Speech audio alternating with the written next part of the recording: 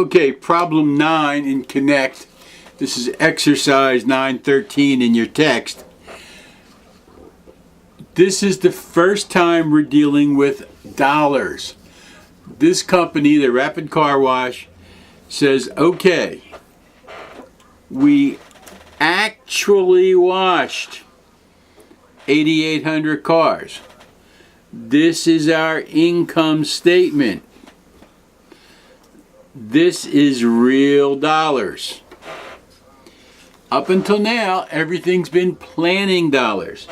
What we've been hoping for, what we've been expecting. This is real dollars. This is at the end of the month. Everything we did up to this was before the month. If you remember problem 8, we were looking at activity variances, and we said, yeah, okay, we expect that we're going to wash 200 less cars. We expect we're going to make less money. We expect we're going to spend less money. Now let's look at what we expected, the flexed amount, and let's compare that to what we really did. This is what we really did. So I took what we really did, and I'll circle those in green. That's what we really did. And I'm sorry I said circle and drew a square. I do know the difference, honest. And our flexible budget, this is when we looked at our planning budget and said, you know what, folks? We're not going to wash 9,000 cars.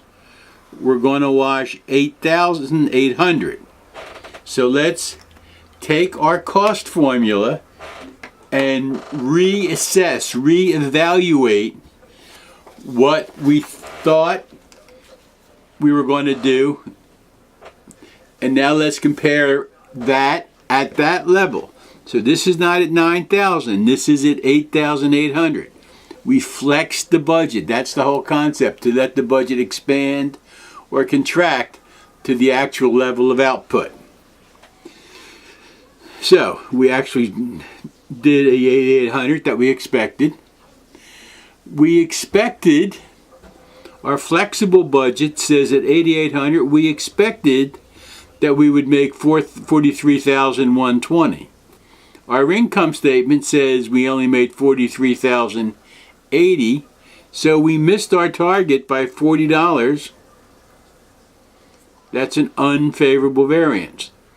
Now let's take a look at our expenses.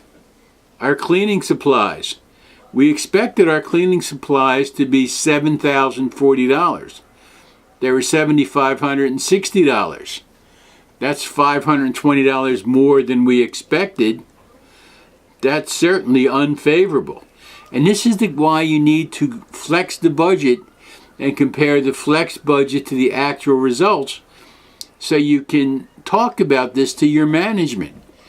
Again, remember, managerial accounting doesn't give you answers. It gives you places to ask questions. This is a question you would ask. Hey, Charlie, how come we washed fewer cars but spent more money for cleaning supplies? Do we have a silent partner who's taking stuff home we don't know about? Did the prices go up? Are we buying too much? Are we wasting too much?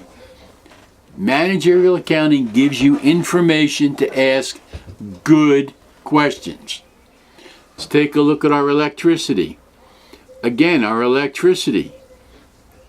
We expected at 8,800 cars washed to spend $2,520. We spent $2,670. We spent $150 too much.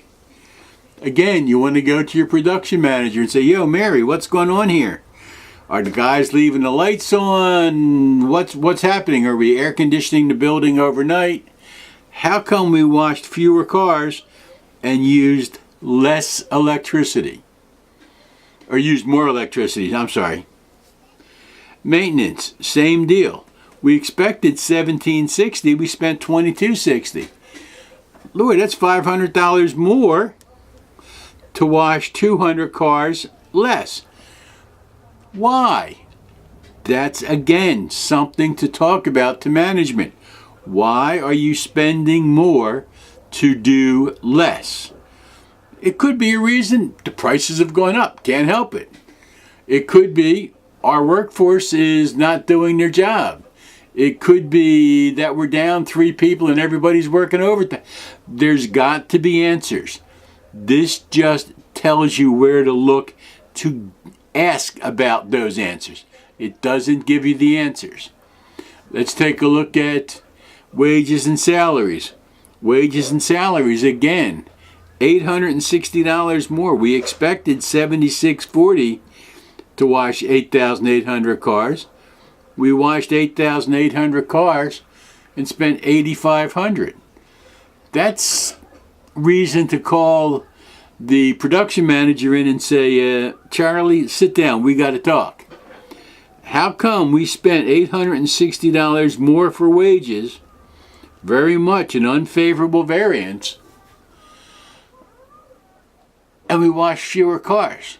And then even at the lower level, we still overspent. How come? Charlie will be happy to know that nothing happened to depreciation and rent. Administrative expenses. Going to call your office manager in and say, hey Bob, what's going on here? We washed fewer cars. We expected to spend $48.80 for office and admin expenses. We spent $49.50. You spending too many long lunches at cheerleaders? What's going on here? How come we spent that extra $70? Again, another unfavorable variance. We expected our revenue to go down, our income to go down. I mean, you wash fewer cars, we expected it to go down. We expected our income to be $37,840. Okay? Our total expenses we expected to be $37,840. But our total expenses were $39,940. That's $2,100 more. You got to call the staff together and say, hey guys, a few more months like this and we're all going to be on unemployment. Again, keep in mind, managerial accounting gives you good places to ask questions. It's up to your management team to discover the answers. And with all of the unfavorable variances, it should come as no shock to you that we made less money. We expected to make $52.80 at this level of output. We actually made $31.40. That's $21.40 unfavorable. And these are revenue and spending variances. All of these variances, and I'll circle these in orange.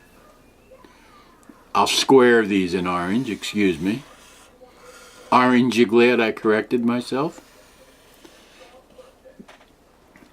They are the actual differences between what we expected to spend and make at the lower level versus what we actually spent and made at the lower level.